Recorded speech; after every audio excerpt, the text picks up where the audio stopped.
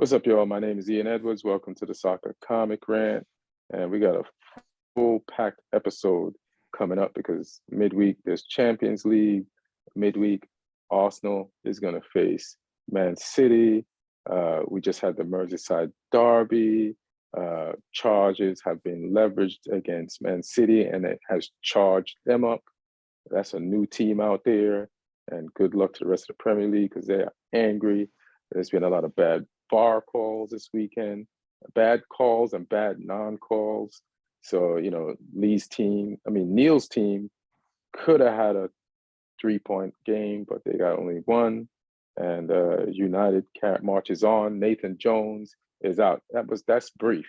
That was a brief spell as a coach in the Premier League.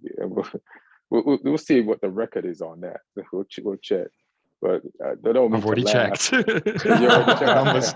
got the numbers for you already. All right, we got to see this. All right. So where do we start first? Do we start at the Merseyside Derby? Yeah, let's do that so we could just go into the Arsenal to the Arsenal Man City of things. Oh, let's talk about Man City beating Villa and and Arsenal and versus Brentford next, and then we'll go Merseyside. Do you think that should be the order, guys? And we got Lee Hudson, stand-up comic from England, Southampton fan. He's happy. He's wearing a shirt. Nathan is gone, so he's. I'm not happy. I'm not happy about it. I'm not happy about it. I'm upset it ever happened. Well, will it because happen, we'll get into it, but I'm glad they pulled the trigger, but it should have never happened. Southampton's 9/11 is over. And we got Neil. Probably way more planning that led to 9/11 than this. I mean, to appoint them, Jesus. I mean, Southampton really. I mean, you should be worried about that board that did this now. That's the problem because they're still there. That's a huge mistake that they made. And then so Nathan's gone, and we got Neil Chakravarty, stand-up comic, and Chelsea fan, and still getting used to his team. It's almost as if you just joined Chelsea as a fan, and you're just starting to remember the name of the players. That's how many you got. But we'll start with Man City versus Villa, and this game was important because if Man City wins this game, they have a chance when they play Arsenal midweek on Wednesday to take the lead, even though Arsenal will have a game in hand. But the beauty of this game is in prior games, let's go back to when Man City lost to, when they beat Spurs, and Pep was talking after the game, not about the game, but about the fire that his team lacked. And you could tell that he's worried about the momentum of Arsenal and everything that they had going on, their youth, their energy, all their wins and their results. And he felt, and he made it sound like his team was missing something. Well, then a week or two later, the FA and UEFA, or just FA? The Premier League.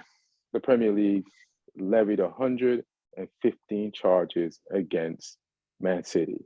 And boy, did this give Pep the fire that he was looking for. Like, this might be a blessing in disguise, like from this part of the season onward. Like, Pep doubled down this week, and he says, I'm sticking with this team. We didn't cheat, and we're going to fight these charges off the court, and we're going to fight you on the court. And he's fired up his players, and they went out against Villa, and it was like better than a new manager bounce. Like, Man City has not looked great a lot, even though they're, for them, let's just say for them, even though their record is great, but Villa did not stand a chance against this team. There's pictures of the bus pulling up, There's people outside the stadium like we're going down with the Titanic. Pep is going down with the Titanic. We're gonna play music until we'll ice water bath to death in this Atlantic Ocean or whatever it is. And listen, Man City's fired up, and this game coming up midweek, especially with Arsenal dropping points again against Brentford. This is going to be tougher than it was going to be for Arsenal. Could this be the part of the season where Arsenal starts losing the title race and become a laughing stock? Are they going to Spurs this shit up because of what happened and Pep finding some fuel to fire his team up? What do you guys think of the game? I mean, Villa were just, you know, put in a tough position, like you say. It fired them up. Like Pep went on the warpath. He was, you know, it's the whole Premier League against us. They've already, you know, even if we're found not guilty, they've condemned us already. He went into full like rhetoric mode. I call it. I bet Pep went full Braveheart all week in those press conferences. He William Wallace that crowd up. And you know, he said before, like, oh, you know, if I've been lied to, I'll quit. That's what he said last time City were accused of stuff. But he's like doubling down this time. He's like, no, I trust these guys. It's everyone against us kind of thing. And you don't know how much of that he believes, or whether he's just doing what he's doing to get the best out of the team in a spot when they needed some motivation. Like you say, it's come at a good time for them. They're on the heels of Arsenal. Arsenal had, you know, a result they didn't particularly want, and it's closed that gap, and it makes this game on Wednesday such high pressure now, especially for Arsenal. You know, City, when you're the team doing the chasing, there's always pressure on City just because of the players they've got, the money they've spent, the level of expectation there. But for Arsenal now, you know, there was going to be a lot of pressure on this game anyway, but there's even more now that they've slipped up a little bit as well. You know, rightly or wrongly, we'll get to the refereeing decisions a bit later on. But I mean, City looked like City. They were creating chances. They were clinical. It angered me they didn't keep a clean sheet though, because I've got Edison in my fantasy team on a double game week. So that annoyed me that they slipped up and let Watkins in for that goal. But I mean, it was a pretty routine City performance, wasn't it? Like a classic City performance where they just kind of do the job without really looking like they're breaking too much sweat. It was one of those sort of games. So just business as usual for City. But like you say, I think it definitely got them in the right mood, because they'd obviously been stumbling themselves a little bit at times recently. I know they'd put some wins together as of late, but prior to that, when they came back from the World Cup, they had a couple of bad results. So I mean, I guess we all want a title race. I would quite like Arsenal to win the league, just because I think, you know, there's a high chance that City have been guilty of some financial doping. And also, you know, they're the dominant team. Arsenal haven't done it for a while. So I'm rooting for Arsenal on Wednesday, but you know, at least we've got a title race now. It's not just one team doing it out there on their own and it being boring. It's going to be anything but boring. What do you, Neil, do you think, this might be Martin. It's a bit ballsy of us, Martin. Let's see who it is. Neil, do you think the charges change things for City? I don't think the charges and this game coming changed. I don't think charges changed much as Pep Guardiola's reaction to those charges changed things. Like he's pretty much he's gone completely the other way. Like instead of, you know, trying to say that, hey, you know, I'm just a football manager. These are things beyond my pay grade. Like, you know, I'm not the legal head. I'm not even the corporate head. I've not been involved in any of this. So these are questions not really for me, even though, you know, I'm the guy who's to answer questions. He's pretty much lent in and owns this entire thing, which I would think is a pretty high risk strategy to take. Very high risk. Yeah, because, you know, if it does go down and, you know, and the eventual result is that Man City is proven guilty of all of these things and action is taken, Pep Guardiola has kind of chosen to sink with the boat. Like, like be and very proactively at that. So, but hey, maybe it's just as we were talking a couple of weeks ago, that he's been trying to get things to get this team going. For some reason, he feels like the team isn't really totally up for it.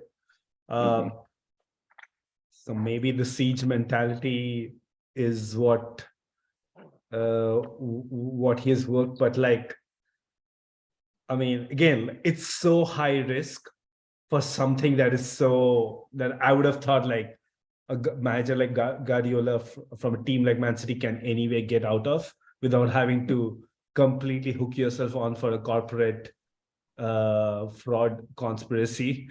So, but I mean, coming to the game, he's also changed a few things, right? I mean, they tried the three at the back system. Bernardo Silva almost playing like I don't know, was it a left back, was a left wing back. He pretty much played a box to box role from the wings, which is I've seen it like at Chelsea. Tuchel, we had injury issues, and he used Loftus-Cheek in a similar sort of a role, and I think it kind of worked.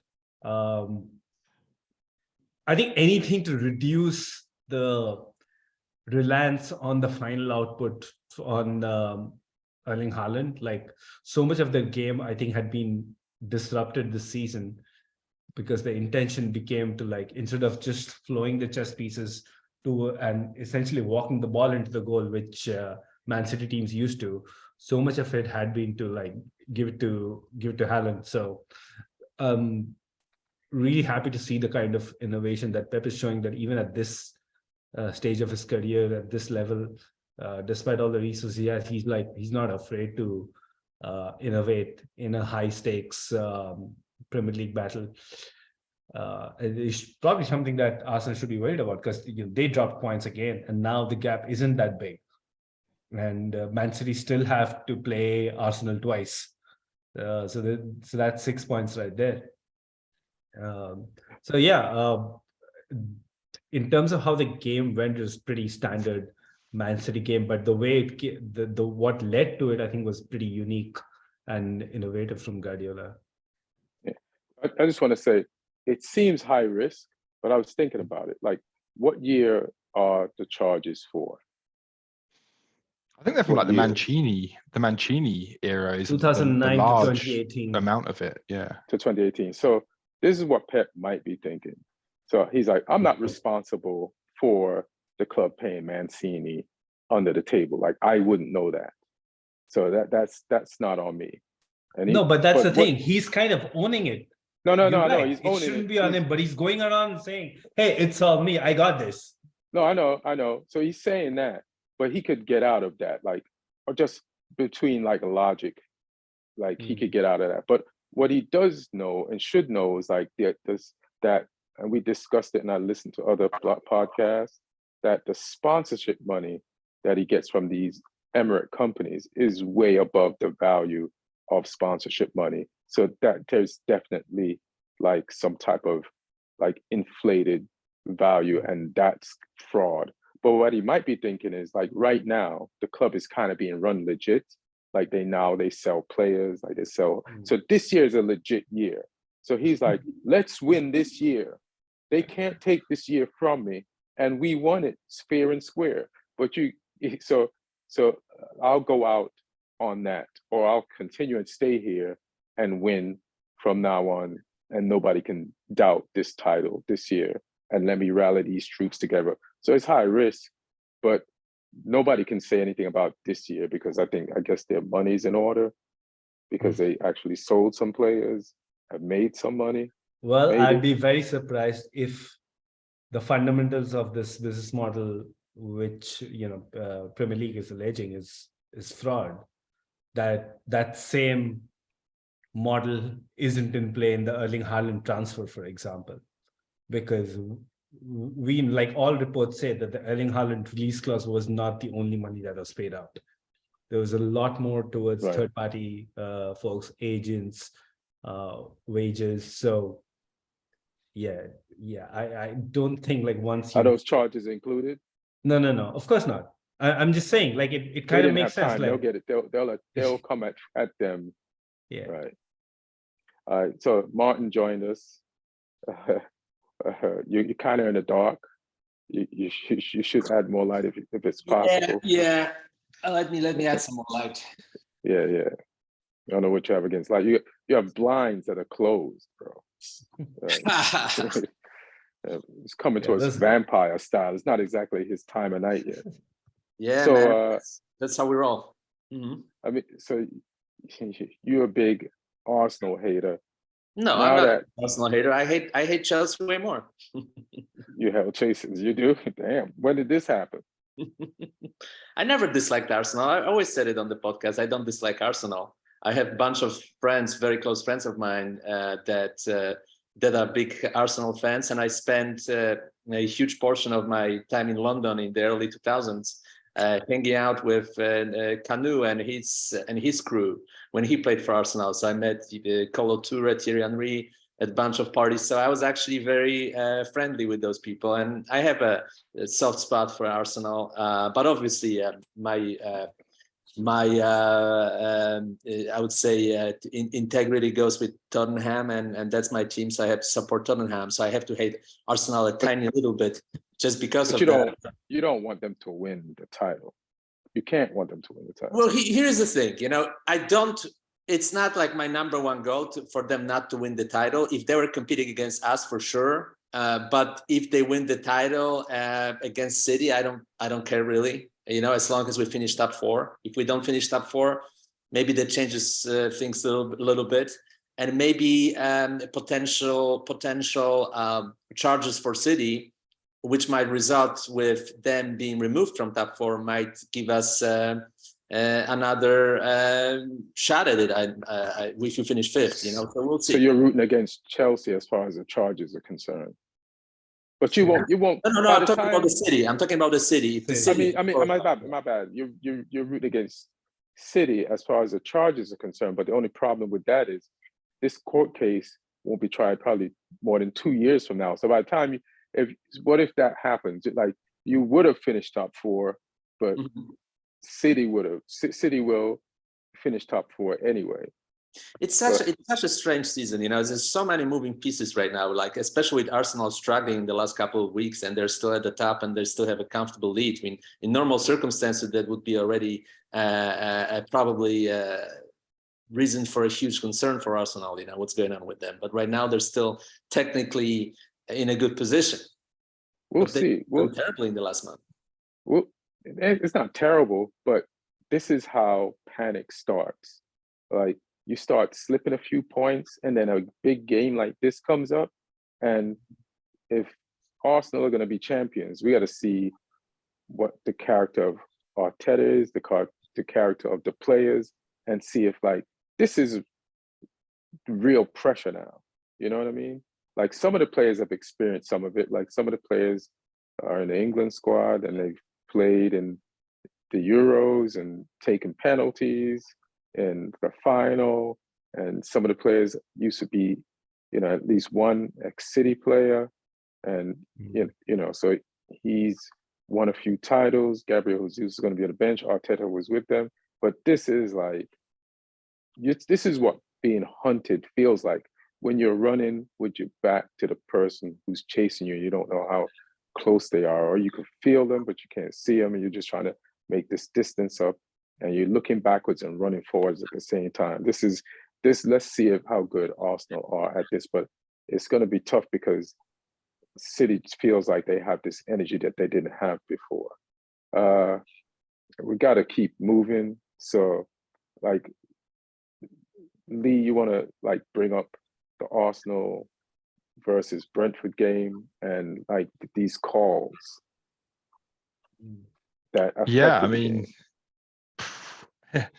It was a little bit astounding that VAR looked at that and just didn't find the offside in there.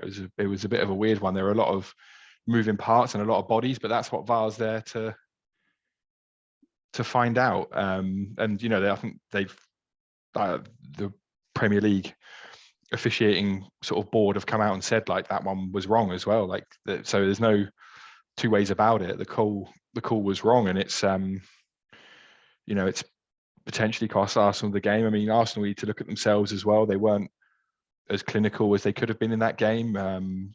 Brentford are a tough team to break down, but just looking at the stats, they had a lot of the ball. They had 7 shots on target compared to Brentford's 2, 23 shots overall compared to Brentford's 9. 70% possession. So with those sort of numbers, Arsenal should be putting more than 1 goal past Brentford if they want to be a title winning team. The call has definitely, turned 3 points into 1 for them, but at the same time, they can't blame it completely on that. They need to take those, elements out the equation sometimes and be like, okay, well, we can ride a bad call if we're doing what we need to do. If Arsenal score 3, then that goal is just a consolation. The same way, Villa got a consolation against Man City because Man City handled their business. Not that the Villa goal was illegitimate. They scored that goal fair and square. But in this one, you need to try and limit the exposure you get from bad decisions by being as effective as you can yourselves. And I thought, that's where Arsenal fell down in this game. The call was wrong, but equally they needed to do more. So that's a worrying thing if you're Arsenal, because that's the sort of game, where champions will do what they need to do in those games to find a way to make the win rather than getting that bad call. But I mean, they've been so consistent for so much of the season. It could be a blip. We'll find out on Wednesday whether or not it's really got in their heads. Because if they lose to City, then we see what they're really, really made of over the next few weeks after that. Whether they can bounce back, because teams lose games, that happens. They can lose and still win the title. But they need to make sure in these games where they're playing, tough opponents, but opponents that they should still be beating, they need to be making sure they don't slip up in those games. Where's this game coming up on Wednesday? Is that City or is it at Arsenal? I believe it's at City. Let me double check. Oh no, it's at Arsenal. It's at the Emirates. So yeah, they better not lose there. If they lose there, it's going to be crushing. Or if there's a similar situation where, because I was going to ask Neil, like, you had a call that you didn't get called this weekend, and nobody even apologized to us. Those idiots didn't even apologize to us. So how did that make you feel? Like, and how do you think it affects Potter and just Chelsea? Like, you have so much things to organize. You just moved into a new house. You got boxes all over the place, and you're trying to get them organized, get the things out the boxes, put the furniture together, and then like they don't turn on the water, and you have to spend the night without water. Like how does not getting this call like bug you? Does it bug you? It might not bug you. You might be like, this is a part of moving into our house. I mean, I'm sure, like, any Chelsea fan, Graham Potter, everybody associates Chelsea. I love the 3 points, and I think we'd have gotten 3 points. We should have gotten 3 points because that penalty call should have been in our favor, and chances are we converted, we win the game, right? But not really, because you don't have a Jorginho no more, so there's no guarantee. That is true. After a long time, like Jorginho, William before that, Hazard before that, Lampard before that. I think this is the first time in almost 2 decades that we don't have somebody, the entire fan base, all right, he's our penalty taker. So, but still, like there are people like Havertz and all who were penalty takers of their previous clubs, so you'd expect them to do it. But I mean, I don't think we played well for 3 points. I think 1 point was fair on the basis of it. We played exceptionally well in the first 30 minutes. But again, the new players, that new formation where João Felix as a number 10, Loftus-Cheek and Enzo Fernandez behind, Ruben staying a little bit back, allowing Enzo to move, get a little bit more involved in the forward phase. Unlike the previous game where Enzo was the deepest midfielder. So I think that really worked. And you could see the interplay with Modric, Madueke on the other side, Felix, Havertz, Enzo. He was even Loftus-Cheek getting involved at times, going chance very early in the game. It was looking really slick, and like, I was rubbing my hands like, oh my god, this is gonna be like a 3-0, 4-0 after a while. And then we scored a goal, it's offside, and then we scored another goal, that's also offside.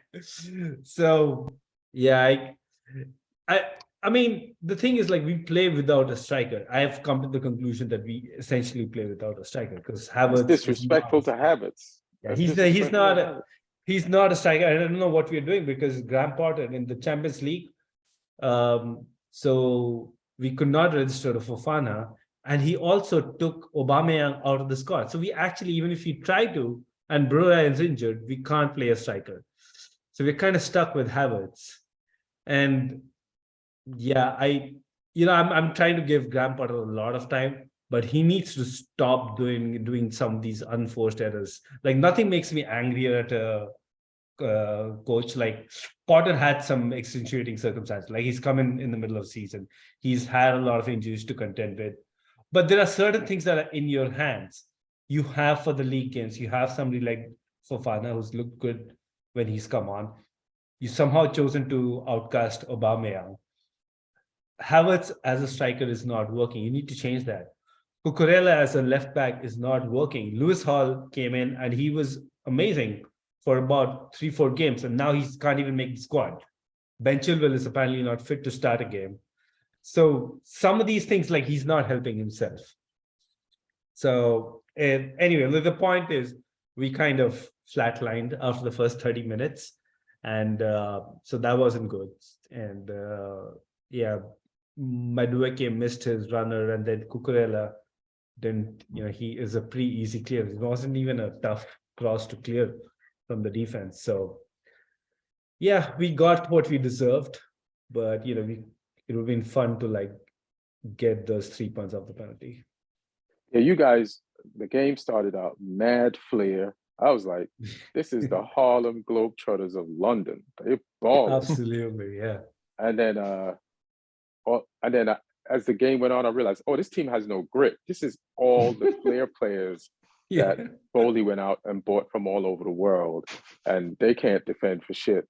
And just if a team gets stuck in a little bit and presents themselves to be stubborn, like that's all West Ham really has, they could kind of take the game back.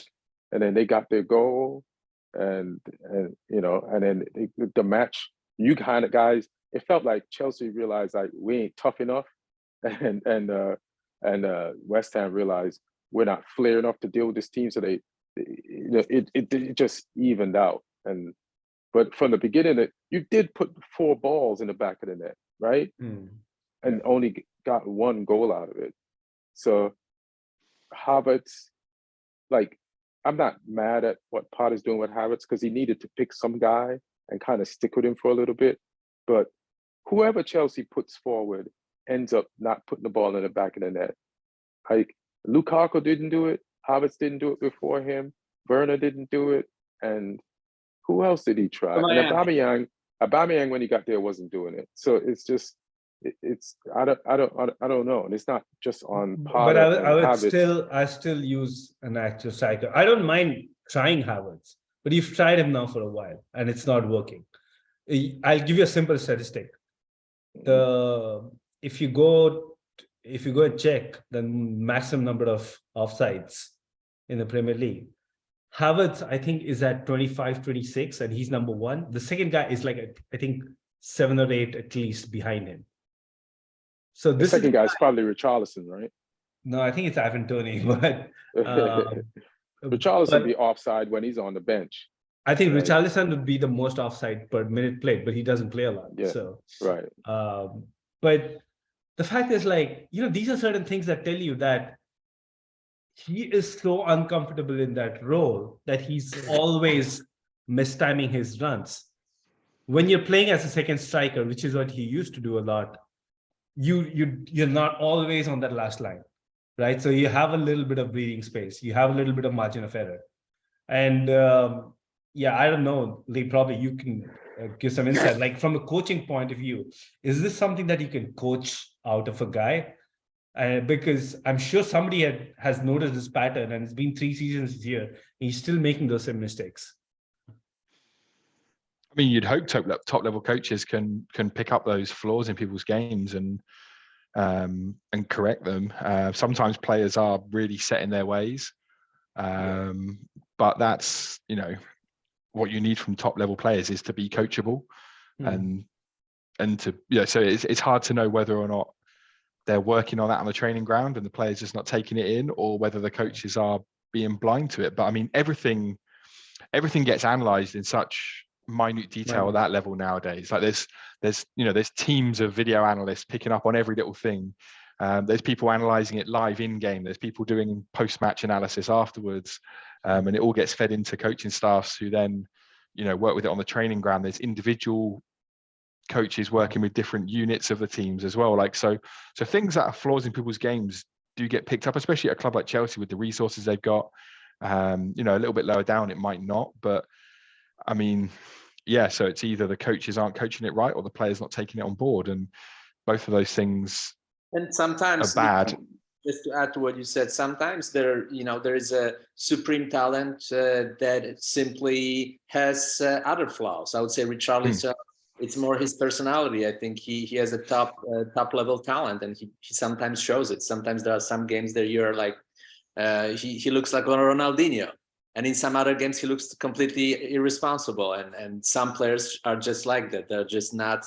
They don't have like a stable. They don't give you the stable outcome. I would say the top players are top because they give it to you every week. And some players like Richarlison that are able to reach that level, the highest possible level on a day, but they're not going to give you that every week because they have those other flaws. They're either lack concentration, and I think that's the case with Richarlison, or they're too eccentric, or they just sometimes just don't show up. And I think that's also why Conte stopped playing him, because he is not the type of the coach that likes those type of players that are kind of mercurial talents, you know, that they can on a given day, they can be the best player of the field, but then they also can do nothing for the whole game. Richarlison so far 0 goals, 2 assists the whole season in the Premier League. So here you go. Well, he's going to be playing more because Bentancur's out. But that's not the position. That's not the positions. He will only play if Son or Kulusevski can't play. All right. Well, I'm going to get to you next, Mark, because I want to ask something. But before I ask a question, like you even kind of said it, it's like, hey, man, if you don't have focus on a game-to-game basis, you're not a top player. And I don't think that. And the fact that he has no focus game-to-game means that also to be a top player, you have to like work on your game outside of practice. And he doesn't seem like that type to do that. Like he has this level of skill that's innate that he does not focus on honing off the pitch, which means he can't just do it through osmosis when he's on the pitch on a game-to-game basis. So that's why. And then as far as Havertz is concerned, like Neil was saying, I don't think he is comfortable in that position. And maybe the hope is that he would get comfortable in that position, but he shouldn't be that offsides all the time. Even though this one was, the goal that he scored was slight, is like there's other offsides compounded with this offsides. I have a theory, actually. I have a theory that in training, even if they're doing like offside drills, it's probably being done by the naked eye and not with the absolute granularity of what VAR does.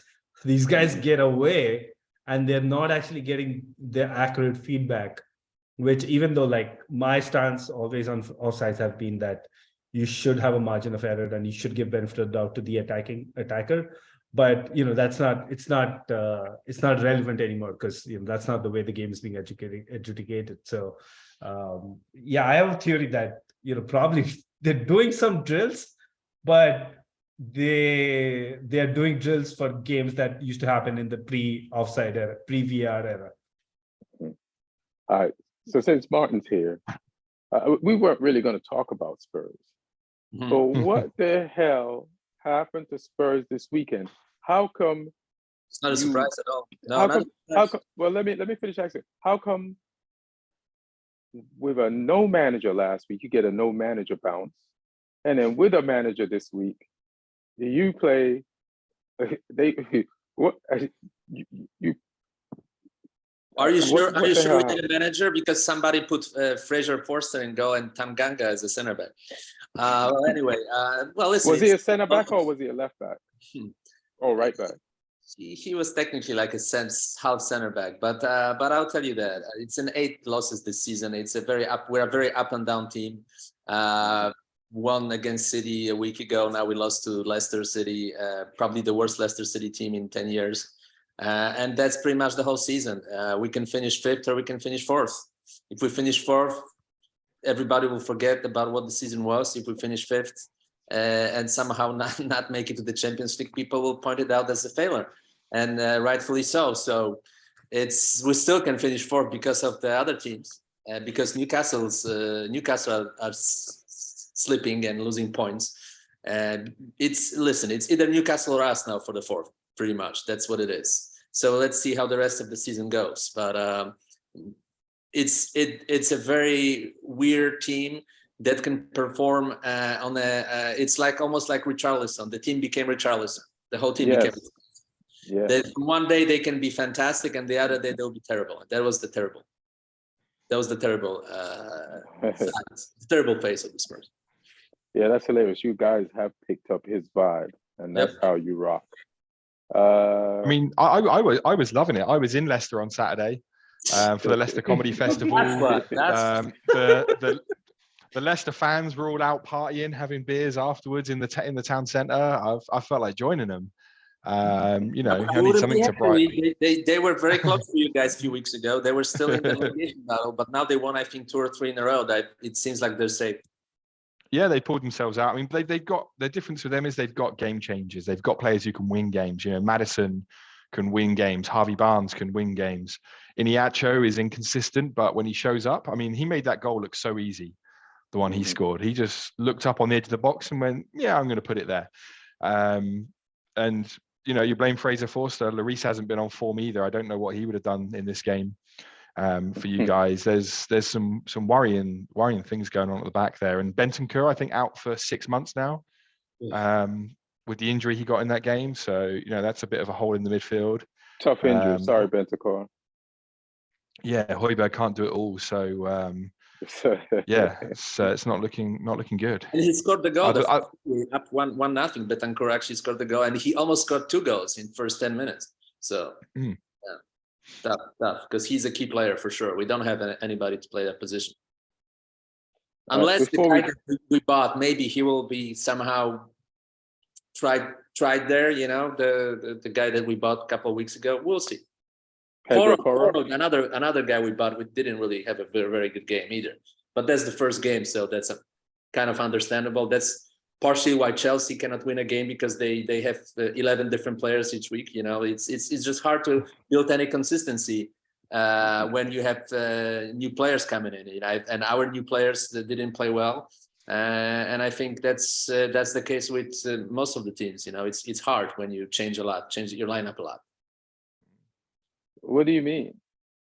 I mean, if you play different lineup every week, it's hard to. But every team has to kind of rotate at some point during the season. This is no excuse. Yeah, but when you bring new players, if you rotate players who already played together, that's different. But if you bring new players and try to implement them to the team on a weekly basis, that's not easy, And I think it's not me trying to be funny here, but I think you agree with me, Neil, that the fact that you brought so many players doesn't help to really build cohesiveness and might impact the results, because if you have a different team every week, it's not helpful. But how many? But that Chelsea's level of new players is a completely different level of new players. Yeah. But we also brought a couple of new players, and we shouldn't play them at the same time, all of them. I mean, Leicester had 2 new players in their back 4 though. Sutar and Christensen, they both signed. Like last week, and they had 2 new guys in their back line. But we had chances. They made mistakes. We had a lot of chances in this game. We had a lot of chances. I don't think it's down to the new players. I don't think Spurs have that much new players for them to be this disrupted. But every team has one of these games, like Leicester will do this to a team. They've Southampton like dropped 9 on Southampton one time, and now they dropped 4-1 on you Thanks guys. for that. So shit happened. Hey man, you're welcome, man. I remember things. So we should talk about Merseyside Derby, but I guess I mean we could talk about United, but United will be brief. What the hell? So this game, I watched this game in fragments because I was traveling.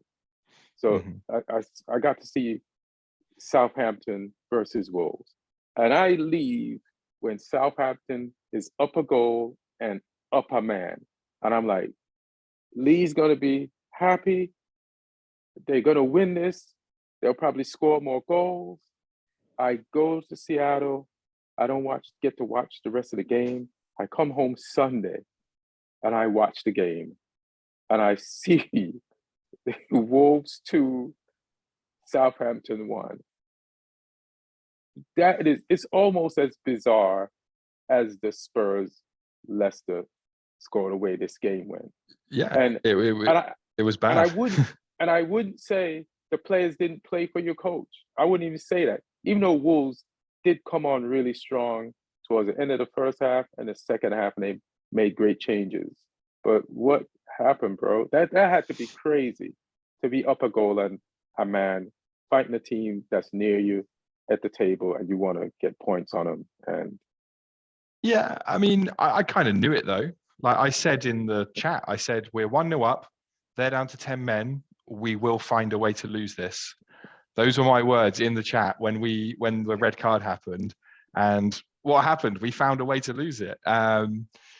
It's bad as well because there wasn't any, like, the fans obviously weren't happy with Jones. There was a lot of angry people. We had a fans forum with the board on Tuesday last week, and people were expressing their displeasure there.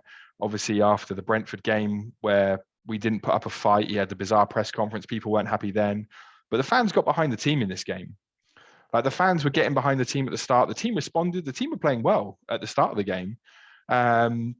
Sulemana, I think, looks like a real good player for us. He's got pace, he's got skill. Chances. Yeah, I mean, the kid looks talented. Like I say, pace, skill. He wants to get at people. Alcaraz in the midfield, and he took his goal really well, and that ball came back to him. Just laced it in off the post, and he looks a good player. And we had some fight, but it just faded. But then comes Bednarek.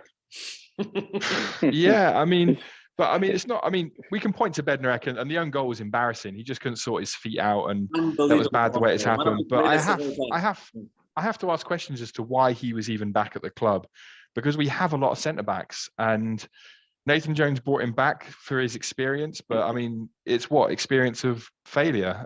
So why bring him back? He did a press conference after he went, or not a press conference. He put a statement in the press after he got loaned to Villa, saying that he joined a big club. And with an attitude like that, he should never come back. And Jones has been weird. Like, he fell out with the 2 Croatian guys, Kaleta Char and Orsic, and neither of them were in the squad.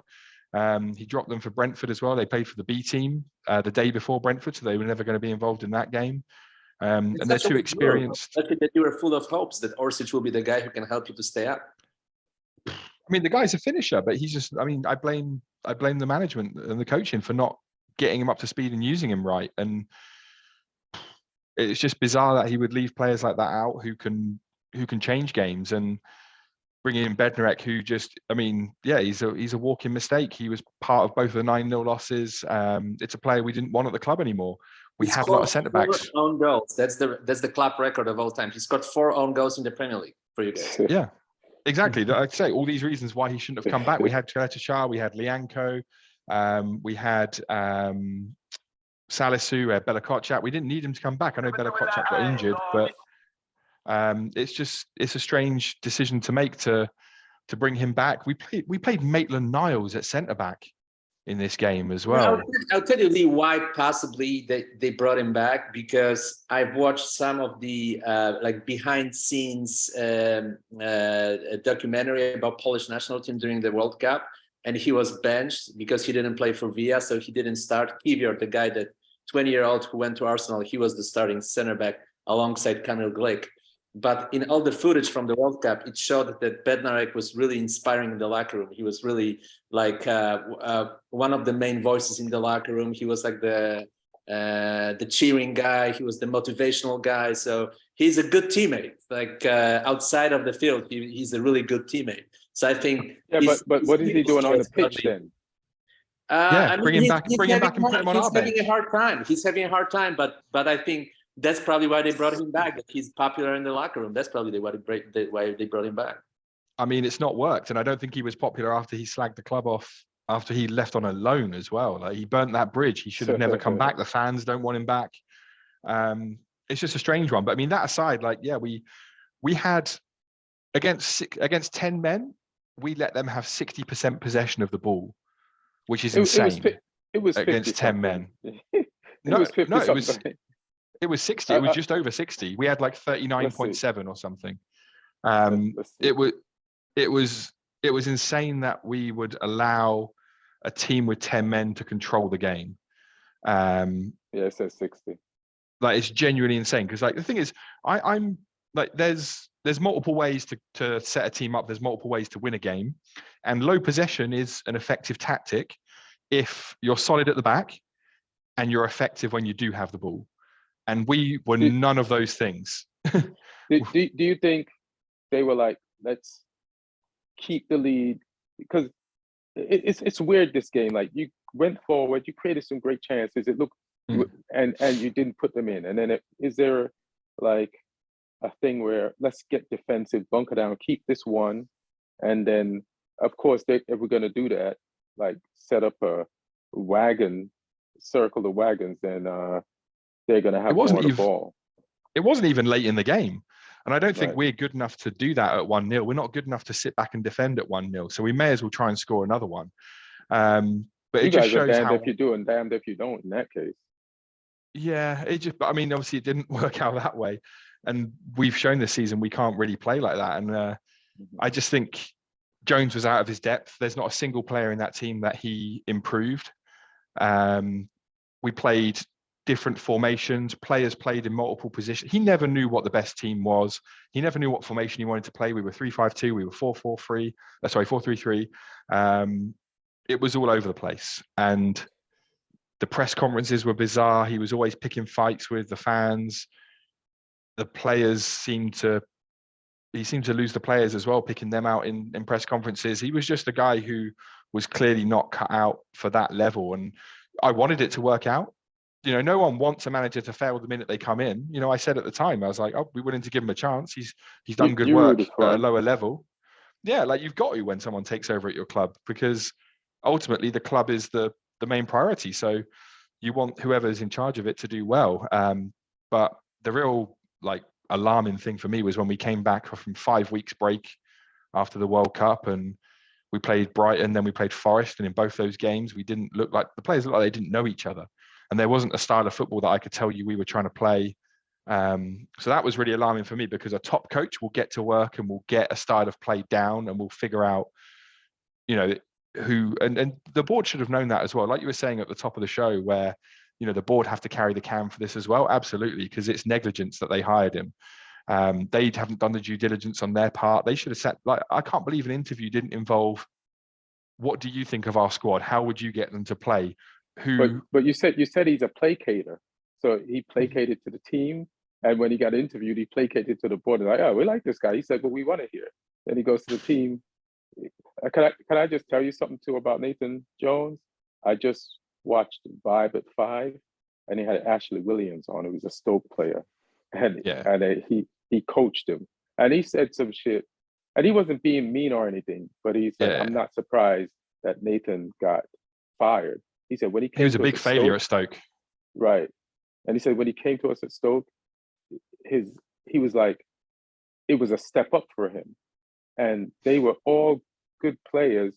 Some had played in Champions League, some had been in the Premier League, but Nathan was like, I'm not going to tell you guys what to do. It's not for me to tell you what to do. And after the meeting, they were like, what? Like, who says that? Like, you're our coach. We're down to do whatever you want us to do. So what do you do? And he said, at Luton, I taught this. the diamond, but you know, and then he never taught them the diamond. And then he would change the formation every week, and he was so unsure of himself, and he screwed up there. And he said they were down to like roll with him, but he never like asserted himself as a manager. And then it seems like he just did the same thing. History repeats itself. Yeah. And you know, he's done a great job in 2 spells at Luton, but it might just be that Luton is his club, because Luton is his level. Yeah, Luton, they've got a horrible little stadium. They've got bad facilities. They've got a real backs to the wall mentality, like they're a small club and they'll punch above their weight. You know, we're a small club in Premier League terms, but we've still got world-class facilities and we've got a multinational squad, whereas at Luton it was a very British squad. Yeah. So it's a different environment. And the board said that he'd hit a bunch of key metrics that they wanted in a manager. But I don't know what those metrics were, because the environment was totally different. The one time he'd gone away from Luton, he failed badly at Stoke. And it's a bit crazy that they're having to now hire a 3rd manager of the season. That's embarrassing as a football club when you're having to hire your 3rd permanent manager of the season, because that just points to mismanagement. And that started from the summer, because Hassan Hüttl should have gone. Hassan Hüttl should have gone in the summer, because he'd lost the players. And he himself, his heart wasn't in it anymore. So he needed to go in the summer when it made more sense to do that. And then someone can come in and set a pre-season and put their stamp on the team. It's hard coming in mid-season, especially when you're out of your depth. Who do you want out of these choices? Out of the players out the coaches who are available? Yeah. I mean, obviously we're not in a position to pick from the best of the best because of the predicament we're in. You know, whoever's taken over is pretty much accepting that they're probably going to be in the championship next season. Pochettino. I mean, Pochettino would be the dream, but I think if he's got any self-respect, he won't come near it. I mean, looking at the odds, Jesse Marsch is a favourite right now. I wouldn't be against Jesse Marsch. For me, the dream, like one out of the people that are on the list, would be Marcelo Gallardo, who he's won the Libertadores with River Plate. He's won leagues with them. I feel like he could be a Pochettino style appointment for us, and he's got a very specific way of playing football, and he's a very intelligent coach. You know, Pep has bigged him up and said he's one of the smartest managers in the game right now. So he would be someone I would love for, because, you know, we can roll the dice now. He's got more experience of this sort of type of squad than Jones ever did. Realistically, I don't think Gallardo would come to us. I think if he's going to join a Premier League club, it would be Leeds, because he's got more chance of being a Premier League manager next season. If he does that, Ruben Celes, the Spanish first team coach we hired in the summer, he's taking the team this week in training, and if no one gets hired, he'll take the team against Chelsea. He's 2nd favourite in the list to be permanent manager. The players apparently love him. He's got really good ideas on the training ground. He's just got no experience as a manager, so that would worry me, giving him the job. Gerrard's on there, no thank you. Allardyce, no thank you. Gerrard's what about the Ajax coach who just got fired? He's turned Leeds down. He's not even being linked with us though. So I don't really know. I thought I just saw his name on a list. No, he's not. He's not in the bookies list. One manager who has been mentioned today, though, is the Torino manager, Ivan Juric, who's a Croatian manager. So he might get a better out of the Croatian players than Jones did. But he's got Torino 7th in Serie A, and apparently we wanted to hire him before we hired Jones. He was the first choice, but the board deemed him too expensive at the time, which tells you Jones was the cheap option. But now they're willing to go and pay and get this guy, because obviously there's a lot more money at stake with relegation potentially looming. I don't know why they didn't just pay it if this guy was the first choice first time around. So Juric, I would happily take, because he's got a good record in Italy with Verona and now Torino. So Pochettino would be the dream. Marsch is probably the more realistic one. Juric or Gallardo would probably be the more exciting options, but I mean, we are where we are. I don't think anyone can really do worse than Jones did. And Neil, I think you're being a little harsh on Nathan Jones, one of the best managers in Europe, by his in his own testimony. words. Yeah, in his own words, yeah, one of the best managers in Europe because of the XG that his Luton team had in the Championship, which is that's an insane thing to say after your team's just been beaten 3-0 without putting up a fight. That whole press conference was bizarre, but I mean, we spoke at the start of the show as well about the shortest managerial reigns in the Premier League. Do you want me to give you a rundown? Yeah, absolutely. Nathan Jones is number 6, but almost purely by virtue of the fact that he had 5 weeks where he didn't manage the team or didn't coach the team because of the World Cup. And I say he didn't coach the team because I'm not sure he did actually coach the team at all during that time. So the shortest ever is Les Reed at Charlton, which was 40 days. He played 7 matches and got 4 points. René Mullenstein was the second shortest, 13 matches over 75 days, got 10 points. Frank de Boer was 77 days, but a lot of that was pre-season. He played 4 matches and got 0 points. So he got the lowest points of any permanent Premier League manager, Frank de Boer. Bob Bradley is number 4, 11 matches, 8 points, 84 days. Quique Sanchez Flores in his second spell at Watford, 10 matches, 7 points, 85 days. Nathan Jones is 6th shortest, 8 matches, 3 points, which is scandalous because he's played double the games of De Boer and in 94 days, which, like I say, a lot of those days were the World Cup. So in terms of like just number of Premier League games or like league games, he's probably in the top 3. He's 3rd, yeah. He's 3rd in terms of Premier League games, and he's second worst in terms of points. But points per game, he might. Well, I mean, De Boer's the worst because he got 0. But I mean, a crazy stat was even though he had 8 games with us, and obviously I think I don't know exactly, but at least half of them were at home. 11 managers in the Premier League because he didn't get a single point at home. That one win was away to Everton. There were 11 managers in the Premier League this season who've got more points at our stadium than he has. Damn. And that's just every team that's beaten us at home. It's well. So let me ask. So let me ask you, because in the chat for the last couple of weeks, you're like, we're done, we're finished, we're gonna get relegated. But yeah, we need a miracle now. What's the percentage in your head that still believes that you want, and what has to happen? What has to happen for Southampton to stay up?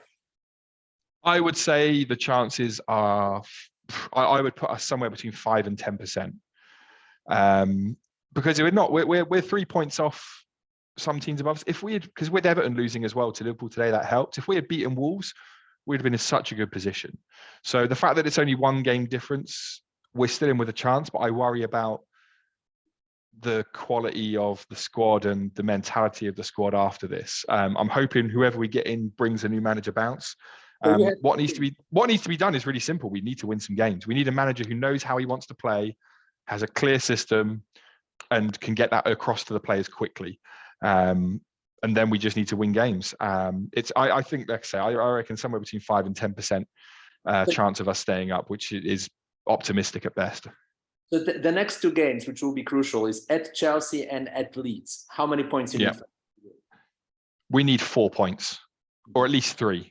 3 minimum. We need to win one of those games just to try and get some confidence. Yeah. You'll get the 1 point versus us. You'll get the point standard fare against soft ass Chelsea. Yeah, I mean, who knows with Chelsea? They could add to our 9-0 list, or equally we could come away with a shock 2-1 win or something. I don't know with Chelsea these days what the fuck will happen. But I mean, we need to win one of those games because we need a win soon, because if we don't win either of those games, I guarantee you the teams around us will pick up 1 or 2 points at least, and that gap becomes even bigger, and it's just such a hard job. Because I mean, Nathan Jones's record, I mean, Forest at home, we could have got something. Fulham away, we actually played well, but didn't get anything. Here's the thing about Forest. Up until this weekend, Forest had the most points since the year started in the Premier League.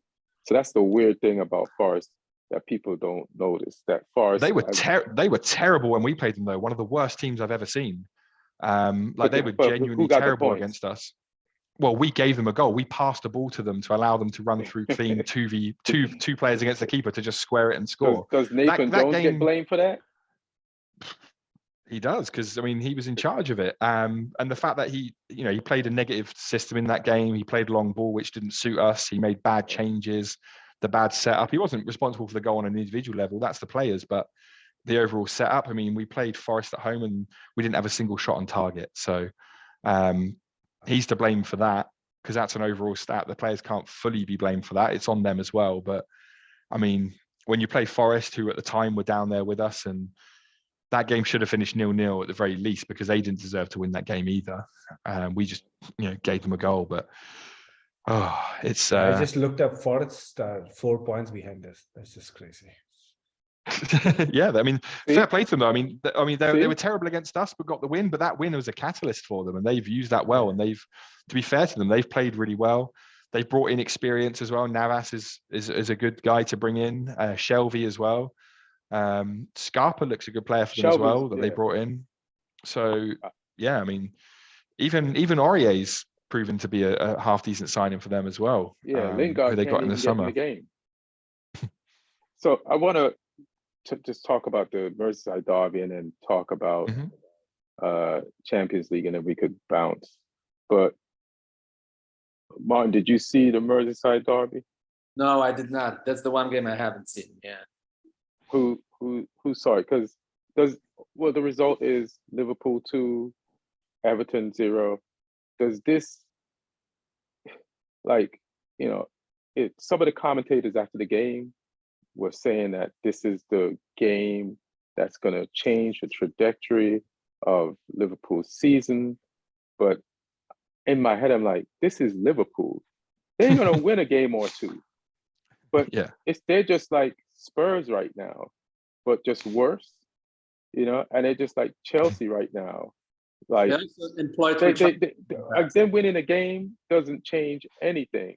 Like, their rhythm for the season is win something, lose something, draw something, win something, lose something, draw something. Do you know who their next game is though? Newcastle. No. Yeah. So that'll prove whether they're back or not. If they go and win that game, I'll be like, okay, maybe they are. And what do you think the odds of beating Newcastle is? At Newcastle. I mean, Newcastle haven't been that great recently. They've tailed off a tiny bit, so we'll see. I could see that game being a draw, and then who knows where that leaves those two teams as to whether they're back or not. I'm sure Martin will be rooting for Liverpool. But yeah, I mean, I watched that game today, and Liverpool, they look better. The goal was a bit strange though, because the first goal, they hit the woodwork from a header from a corner. I think it was Tarkowski headed off the post. Mm-hmm. So if that ball goes in, then it's 1-0 Everton, and Sean Dyche might do what we weren't good enough to do and sit on a 1-0 lead and defend for their lives and park the bus and get that 1-0 win. But the ball came back off the post. Liverpool wanted that counter so badly as well. Everton had players there to defend the counter, but those Liverpool players flooded forward, like they sprinted like their lives depended on it, and they fully earned that goal. I mean, Pickford was kind of weird with his positioning.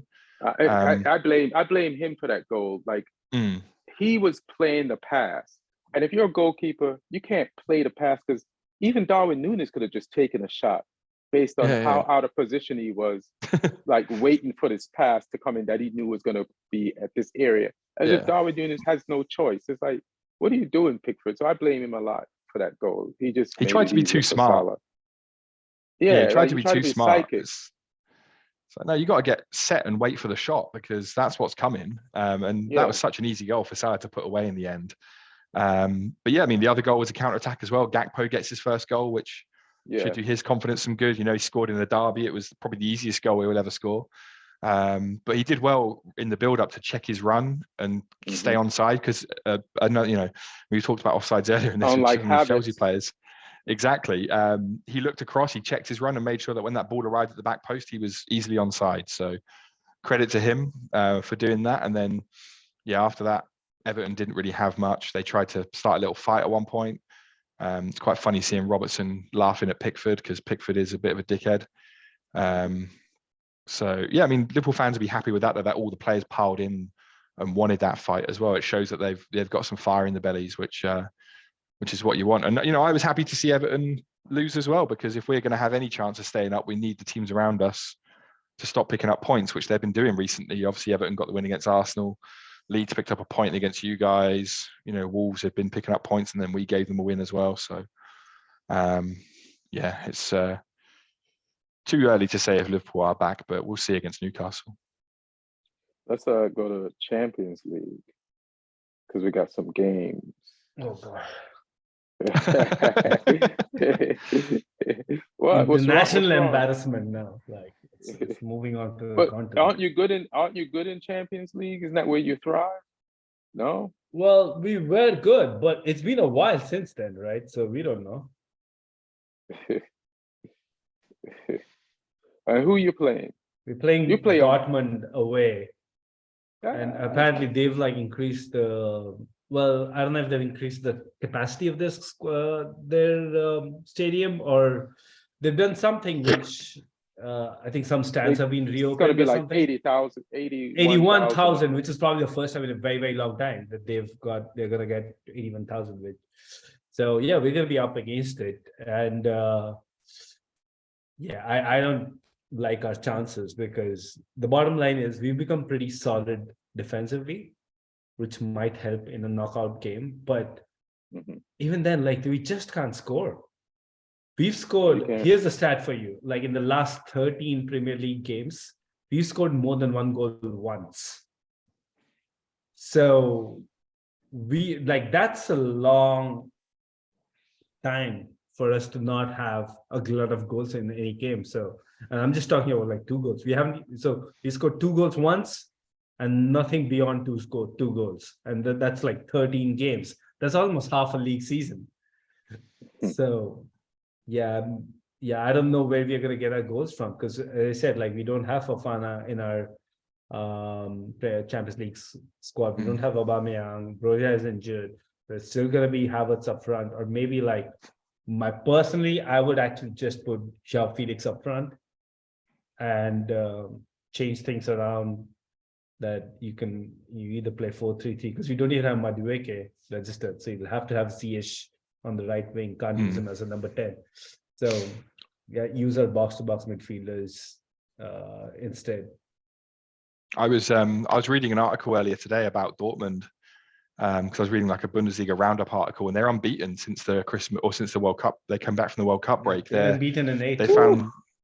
They found some form. Mokoko might be injured though. He picked up a knock against Bremen at the weekend. But they're looking like a good team. Julian Brandt's in form, so they're a tough team to go and face right now. They're full of confidence, and yeah, Terzic, their manager, has found some form there. And I mean, I was saying Liverpool, you know, we'll see if they're back because they've got Newcastle next. That's in the Premier League. They got Real Madrid this week, so Real Madrid then Newcastle. That's a test.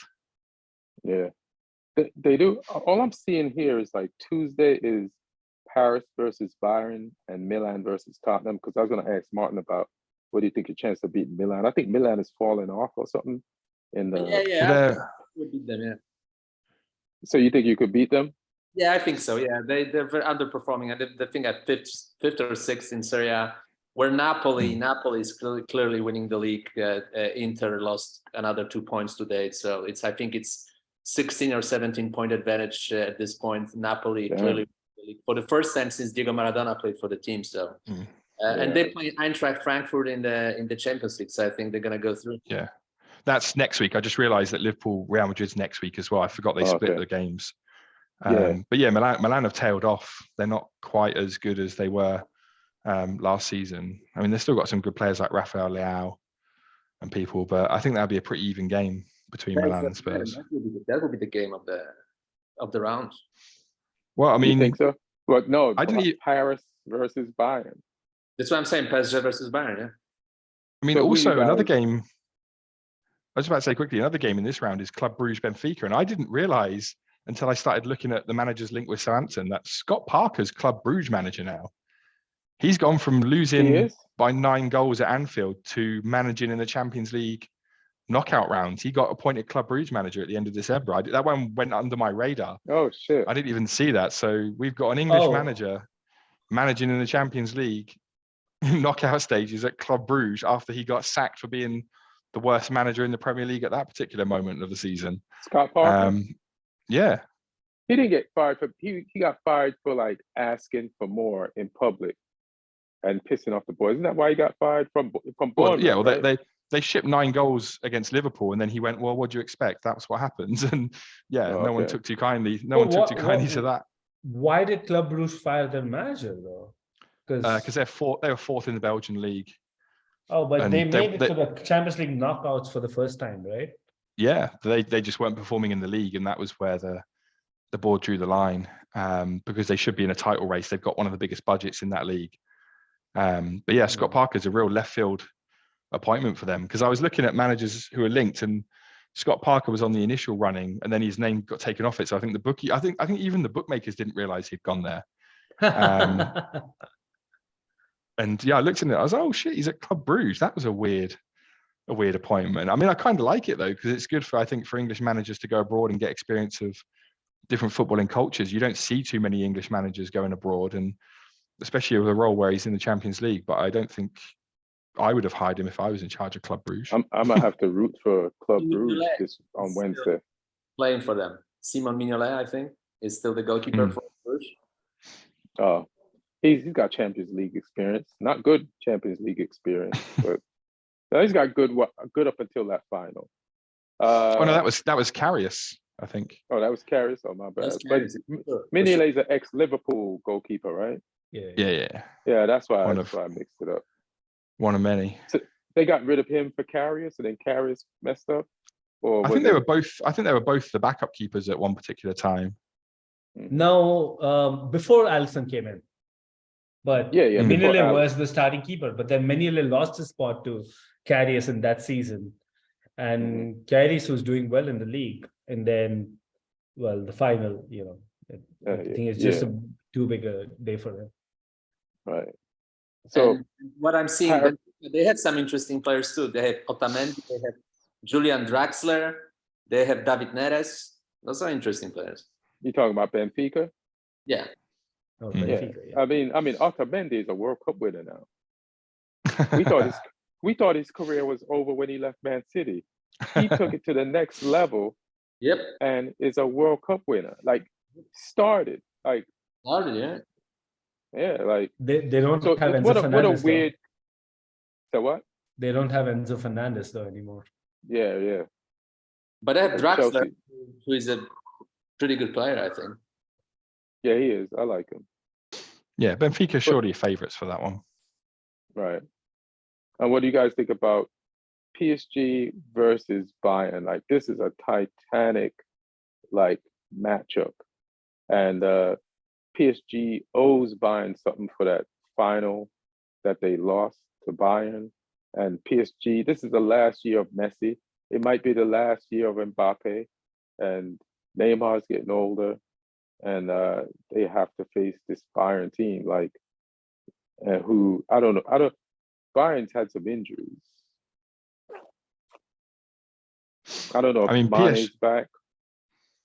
As I say, PSG haven't really come into this with the best prep though. They lost 3-1 to Monaco at the weekend, which is pretty bad for them. I'm just trying to look at their lineup to see if they in this game. I was just having a look. Yeah, no Mbappe, no Messi. So they've left some people out in that game. Yeah, they had like an 18-year-old kid playing as a center back.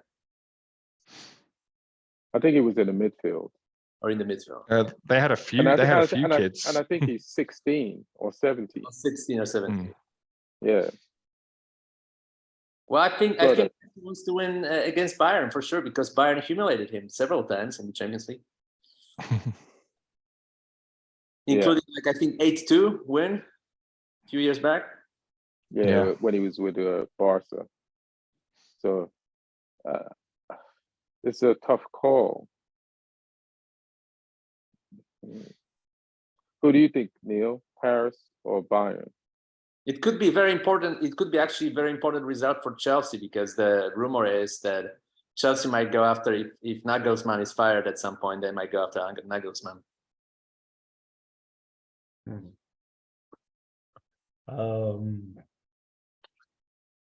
don't know. I haven't really been following either of those teams that much this season. But yeah, if PSG goes out, I think this is a good round for the rest of the league. Takes one heavyweight out. If PSG goes out, I mean, is that the last we're seeing Lionel Messi in a Champions League game? So good question. Yeah, I think it's going to be a good game because it's Bayern's had some weaknesses too of late. So yeah, they haven't been killing it. I don't even know if they're at the top of the Bundesliga. Like they were like trailing or just 1 point ahead of everybody else. It's tight in the Bundesliga. I think Union Berlin's doing well, right? Yeah. Yeah, I think they're second or third. Oh, whoa! Actually, like even Dortmund's just 3 points behind now. Yeah, it's tight up there. But then Bayern's been in a tight Bundesliga before, and then they pull away at the end. So this is like they kind of like rope-a-dope you. Like they kind of at some point, all right, we got to get together, guys. Yeah, we got to make it. I don't know if they'll win the whole 2 legs, but I think PSG will win this game at home with the firepower they've got. I think with their front line, I think they'll just clinch it. I think it'll be maybe by 1 goal, which means I don't know if they'll manage to hold on to it when they go and play at Bayern. But I think each team will win the home game, and it just depends who who does best overall, or who can get into extra time if it does go into extra time at the on the second leg. But yeah, I think PSG will win this one just because they've got a bit more attacking strength, but we'll see. All right. So I'm gonna just go back to the Premier League and just run down the tables, and then we could get out of here. Let me see. I'm trying to find it on my phone. Where is the Prem at? Okay. Last thing I was on was Southampton. And let's see, standings. Okay, past it. 1 second. All right, so Arsenal's at the top of the table. They got 50 points. Man City is second. They got 45 points. Is this an accurate standing? Let me see. This doesn't make any sense because, yeah, this is it. Arsenal's at the top with 51 points. Man City's at the second with 48 points. United third with 46 points. That is great to see from my standpoint. Newcastle is fourth with 41 points. They got Liverpool coming up. That's going to be a tough battle. Draw some blood, Liverpool. Keep Newcastle back. Tottenham is fifth with 39 points. Let's see if they can, move up or that. Who you got coming up this week, the next time you play, Martin? You know what? I have to check because I was focusing on the Milan game. I know that we're playing Chelsea soon, but let me see. We are playing West Ham, then Chelsea. West Ham first at home, and then Chelsea at home. Oh, so you got another derby, another London derby. All right, so we'll see how that is. West Ham turning their season around? We'll see. We got Brighton, they're sixth with 35 points. They got like 2 games in hand on Spurs. There's Fulham, they're seventh with 35 Those two play each points. other this weekend as well, Fulham Brighton. That'd be a good game. Oh, yeah. Hey, Neil, if you want to see some prime William, check out these Fulham games. Like, he scored a banger. First of all, he scored a banger with his left and then tried the same banger with his right foot at the other end of the pitch and hit the post. Like, I didn't even know this dude had 2 feet like that. Like, they're just synonymous. He did have 2 feet because he's naturally a left winger, but always played on the right first because he had Hazard on the other side. Yo, he's ambidextrous, bro. But see, this is how karma works. Neil was trashing much on the podcast, and now he scored against Chelsea, ahead of Chelsea at the table. That's like a nightmare for me.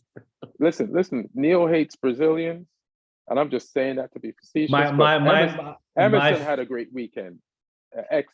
Another ex-Chelsea player.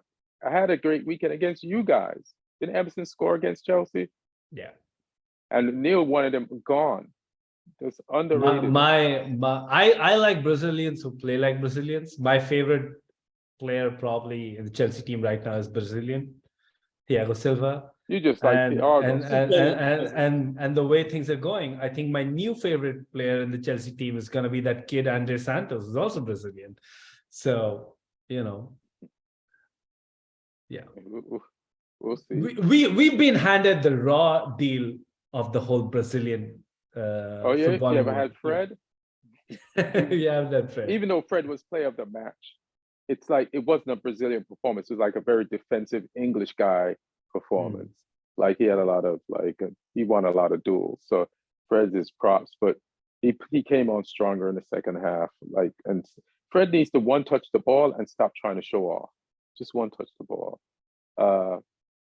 Brentford is 8th, 34 points. Liverpool 9th, 32 points. Chelsea 10th. Damn, 31 points. Crazy to mention those two teams back to back in this area of the table.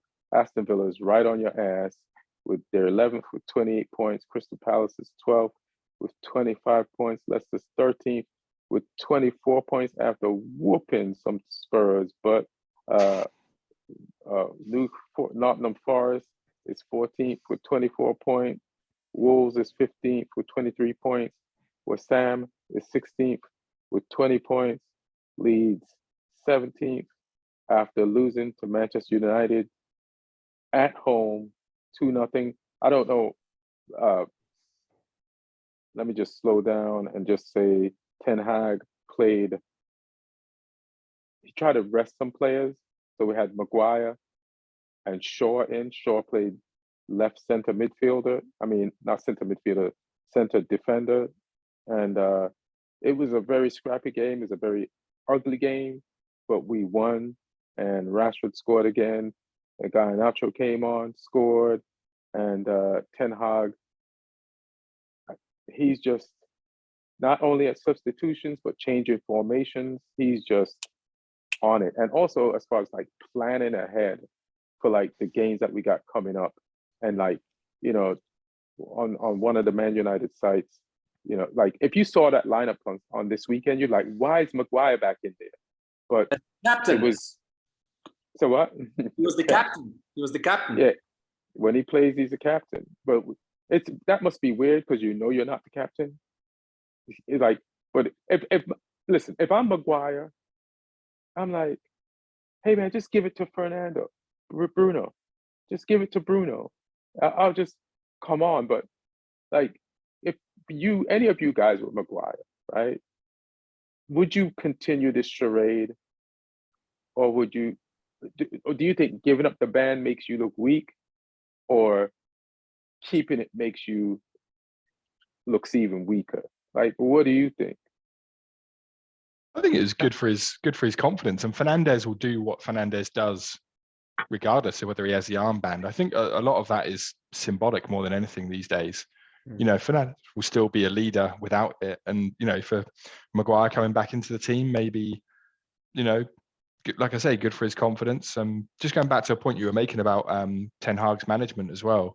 It was interesting seeing, you know, I think he's very good at knowing when to use the carrot and when to use the stick, because he spoke about Garnacho during the week, and he sort of praised him, but also dropped a couple of little lines in there too by saying, you know, if he wants to be a player at this level, he needs output as well. Like, he's got skill, he's causing problems, but he missed a couple of chances against Leeds at home. And then, you know, he got his chance in this game and he sat Malia down. He sort of showed him the eyes like he was going to go across goal and then went in at the near post. Really good finish. So, yeah, I mean, Ten Hag, clearly his words had an effect. Yeah, and I don't think he was shitting on him. He was just like, no, that's what I mean. It was very direct. It was clever. Matter of fact, yeah. Because the chances that Garnacho missed in the Leeds game earlier this week, like, they weren't like, he didn't miss them in a panic way. It's like an extra defender came in and made the play, but he was actually calm, cool, and collected. It's just that the other person came in on specifically one of those chances and shut it down. But just for Man United to go to Leeds with no midfield and to use Fred and Sabitzer, who's new, and Fred, who is better as a sub starting, and Fred eventually winning man of the match, you got to give props to that. You know, this team is just getting tougher and tougher to beat, and to get a clean sheet, got to give him props. So that's why Leeds is 17th, and Everton 18th with 18 points, Bournemouth 19th with 18 points, and Southampton 20th with 50 points. And we're going to be back on Thursday, and we'll talk about Champions League games, and we'll talk about Arsenal versus Man City on Thursday. Does anybody want to plug anything before we bounce? Martin, any movies you in coming out? Anybody got shows? I am in bunch of films coming out, but yeah, you can still watch Amsterdam on HBO Max, I believe. You can watch Rayman on Netflix, Stranger Things on Netflix, Staircase on HBO. What else I wanted to say? I wanted to say something about MLS. I forgot. There were some interesting moves. I think MLS starts in about a week, so I'll prepare better for the next one. All right. I'm just gonna plug something that Neil, you got the fantasy league results. I mean league, sorry. Yeah. Like the standing. Yeah, I got it right here. I mean, there was a brief sort of horrible period in the last couple of weeks when Martin was top, but he's back down in 5th now. So we're safe. We're safe from Martin's bragging, because Martin's had a bad week, the same as me this week. Yeah, Boca FC of Joachim Henriksen is back on top. He's hit 59 points this week. So go Boca we'll see FC, yes. He's got Mahrez and Haaland, so he might get some more points from City Arsenal. He's got Gabriel, Saka, and Odegaard as well. So he's got a few more players still to play. So this game week's not complete yet. But yeah, Gajan Lau is 2nd. Ollie Olenius, who I've not seen before, Pookie Party, he's in 3rd. Yeah, I'm down in 14th, which I've slipped. Damn. I was having a few good weeks, and this week I've just done bad. Like I had Edison didn't get the clean sheet. I had 2 Newcastle defenders who they blew the clean sheet. Had Gabriel for Arsenal, we blew the clean sheet. But I've still got De Bruyne, Haaland, Edison, Gabriel, Xhaka, and Martinelli all to play the second game. So who knows? I might pick up some points. Right. Let me scroll down. Let me scroll down for a couple of minutes to find you and Neil. Disrespectful, bro. Hey, you brought up a 9-0 earlier. This is just tip for tat right now. Neil's overtaken you, Ian. Neil's up in 29th. Get out of here. That's what? How? I haven't even touched my thing like for 3 months. Yeah, Neil's 7 points ahead of you. Neil's in 29th place. Ian's 31st out of 34. So shit. I better start tampering with my team. I mean, you've not done shit with that team for a while. I better not, because I think that's what's working. Well, Ian, though, you've got Bernardo if he plays, and Gabriel and Saliba all to play, and Edison as well all to play this week still. Whereas I don't know if Neil has many people. Who does Neil have? Oh, Neil has De Bruyne, Haaland, and Ake still to play. Damn. So you better root for Arsenal, Ian, in this game, because you got more Arsenal players. Neil's got none. So yeah, it's all fun and games. But yeah, congratulations to Joachim Henriksen, top of the pile at the moment. But we'll see what happens after the game on Wednesday. All right, bet. And my question is, how come Arsenal has 2 games in hand? Like, how come they haven't been playing? What type of vacation schedule are they on? It's so crazy to me. They only played 21 games. Everyone else, only other team like that is Brighton, Liverpool. Yeah, Brighton and Liverpool. Fine. You guys can follow me on Instagram at Ian Edwards Comics. Same thing on Twitter. And my show schedule is there. Just click the link tree and you see my dates. I'll put more up. Martin, you plugged your stuff. Neil, you got anything? At Sarslar, and yeah, little less fighting, guys. What do you mean? Have people been coming at you? Yeah, a few. Ovo. I'll just add my Instagram, Martin_Harris_LA. That's my Instagram. I don't have Twitter, so my Instagram, Martin_Harris_LA. All right. And you got anything, Lee? I mean, yeah. Yeah. Go ahead. As I say, just at Lee Hudson Comedy on Instagram. I'm at the Backyard Comedy Club in East London on Thursday, if anyone's around that part of town. And then I'll be next week coming out your guys' side. So have a few shows out there. I'll post about them on online as well near the time. Yeah, for those of you watching and listening, Martin and Lee have never met. It's just all on Zoom. I think, I know what we forgot to mention. We forgot to mention the Ancelotti to Brazil thing, right? It's not confirmed, but it's heavily rumored, I believe. So pretty much done deal. Martin, we're going to have a show where we all go to All Things Comedy on March 2nd and do it in studio. So I'm just going to tell you the date now. So try to put that in your calendar. We just all go there because Lee's going to be in town from England. Oh, great. Yeah. So that's why I mentioned that you guys have never met in person before, all on Zoom. So he's going to be in town on February 23rd. Yeah. So, all right, everybody. Thanks for listening. Thanks for watching. Like and subscribe, comment, and we'll get back at you. And thank you. Stay good. Be good. One. Quick one, guys.